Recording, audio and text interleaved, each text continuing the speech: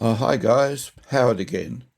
Today we're examining the Fed 3B, to my mind probably amongst the more attractive and usable USSR Leica knockoffs.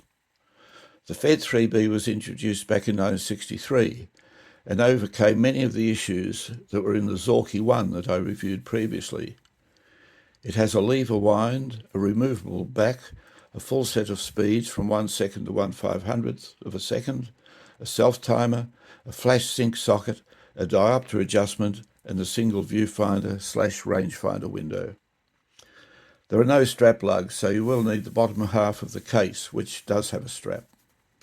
This camera comes with the Interstar 61 LD lens, basically a Tessar design f2.8 53mm. This lens used glass containing lanthanum, which apparently lowers the refractive index and improves clarity.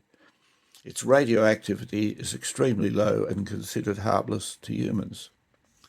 It retains the old Leica-style mechanism that requires that you must cock the shutter before changing the shutter speeds, and the viewfinder is not good for those of us who wear glasses for a couple of reasons. Okay, let's have a good look at this camera. Now, I don't know about you, but to my eyes, this is a particularly good-looking camera. There was a Fed 3, which looked quite different to this and is more collectible because people prefer the look of it, but personally I prefer the look of this one. These are much more common as they made well over 2 million of them, so there's plenty of them out there.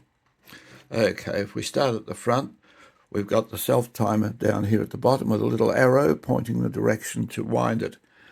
Now, it requires to be wound all the way up inwards, so it's anti-clockwise, up till it stops at the top. Now, if the shutter were cocked and I pressed this, it would unwind and fire the shutter. If I cock the shutter and then decide I don't want to use the self-timer, I can simply take the shot. But if I cock the shutter and want to use the self-timer, then I have to press this little button here, and that will wind down and give you about 10 seconds and take the shot. Okay, right, there we go. Now up just above it here is the flash sync socket. Now this camera can only operate flash on a 30th of a second, and there's a speed specifically on the speed mechanism for that, but I'll show you that a little later. We've got the name Fed 3, the rangefinder window, the viewfinder window. Unfortunately, no bright frames or anything in here. The edge of this rectangle is the actual frame mask. Now, the lens, like all these cameras, they take the M39 Leica fitting. So any Leica screw thread M39 lenses will fit on this. These lenses will fit on a Leica M39 mount. You can see here the little rangefinder cam that rides on the back of the lens here to give you the ability to superimpose one image over the other, but as you focus. All right, I'll just put this back in. It's always a little bit tricky, but there we go, good one. So you just turn it around and then give it a little tweak. Okay, so we've pretty much covered the front. If we look at the lens, now this is one of the last of this style of lens with the lanthanum. I've got the earlier one, or an earlier one, which was known as, for obvious reasons, as the zebra lens. And basically it's exactly the same as this lens in manufacture and everything, except this lens is the later version with the lanthanum glass and everything. So that's the zebra lens. Okay, so we've got nice click stops around the front here, from 2.8 around to f16.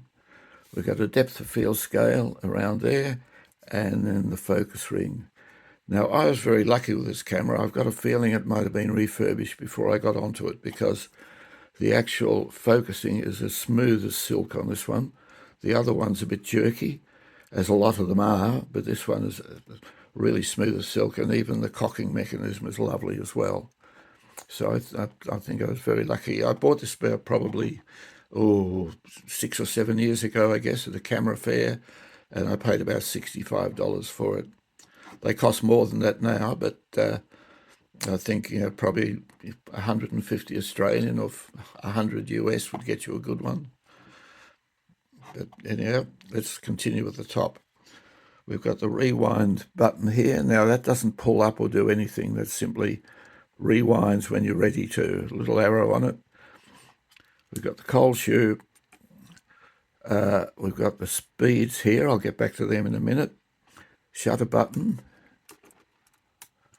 And if you see around here, you've got a C and a B. That's for this collar. So if you want to disconnect the drive mechanism so you can rewind the film, you push it in and push it down and turn it clockwise. I also hit the shutter button then. So now that's completely disconnected from the film drive mechanism. To re-engage it, you just turn it clockwise. You'll feel it pop up because you have to press it in to turn it turn it clockwise, and as you turn it backwards, anti-clockwise, it pops up and it re-engages the mechanism there. We're back in style. All right, around here we've got a film counter which winds forward. So once you've loaded your film, you've taken a couple of your dummy shots to get you through to the unexposed part of the film, you just turn this bottom ring around till the film setting is on 0, and it'll wind forward then as you take the shots. Now that gets us to the speeds here. The shutter button also takes a standard cable release. Now you'll see on the speeds there's a B. Hang on, I'll get something a bit sharper to point with. There's a B here, a 30th there, and 1 second there. So you've got to turn, if you're the 30th, this 30th setting is purely for the flash, and to get to it, so if I cock it now, you'll see the speed's on a 1/250th. To get it, I go clockwise around and put it on the 30th. Okay. But if I want to get to 1 second, I can't lift it up and just go to the 1 second. I have to go all the way around. So you lift it up, turn it around. There's virtually no resistance at this point until you get to 1/15th of a second, and you start engaging the slow speed mechanism. So then, as you turn it, then you can hear the mechanism winding, and the further you wind it to get to the 1 second, the stiffer it gets. So it's a half second, and if I want to get on to 1 second, I've got to take it all the way around as far as it'll go. Okay. Now, if you go to put it back on a 2/50th, as you lift it up, you'll feel it pulling back towards, because the spring is unwinding in the mechanism. Yeah, we'll put it back on 2/50th. There's absolutely no friction at all up in that area. Now, like the Leica last week, or the Zorky one, I should say, you always have to cock it before you change the shutter speeds, otherwise you're going to stuff it up. So it's essential. Cock it and then adjust the shutter speeds. Never try to adjust the shutter speeds when it's not cocked. Okay, as you can see, it's got a very nicely rounded body. It's quite a bit bigger than the Zorky one. I'll just show you for comparison.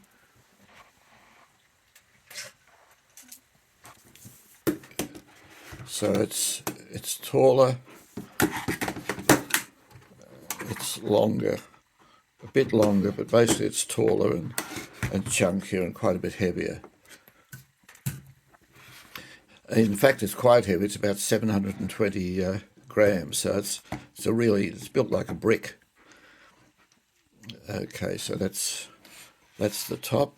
If we go to the back, now here's the viewfinder. Now the reason it's not good for glass wearers is, in fact, you can't wear glasses and use it. You just got to take them off and do your best, because it's you can only see about half of the front frame at a time, because your glasses are holding you away from it. And also, this is a diopter adjustment, which works well, but it's also rated and it's really sharp. So it's very easy to scratch your glasses if you try to use glasses on there. You've got the Fed name and the serial number. All right, now let's remove the back. So unlike the Zorky 1, which you had to feed the film up from underneath, this is much improved. Just undo those two, pull it off, and there we are. It's, as I said, it's nicely made, very nicely made little camera, this. There's the, you can see the cloth focal plane shutter going across there. Now, when you're loading the film, your take-up spool winds inwards, and there's a little tab on the take-up spool that you just feed the tongue of the film under it. It's sprung, and then you wind it through. Make sure, push it in a good quarter of an inch. Make sure it's gripped. Wind it through for your 2 shots. Well, actually, wind it through till it's on the fully engaging on the teeth, on the sprocket holes on both sides, and then pop the back on. So to do that, we just sit it on top, out a little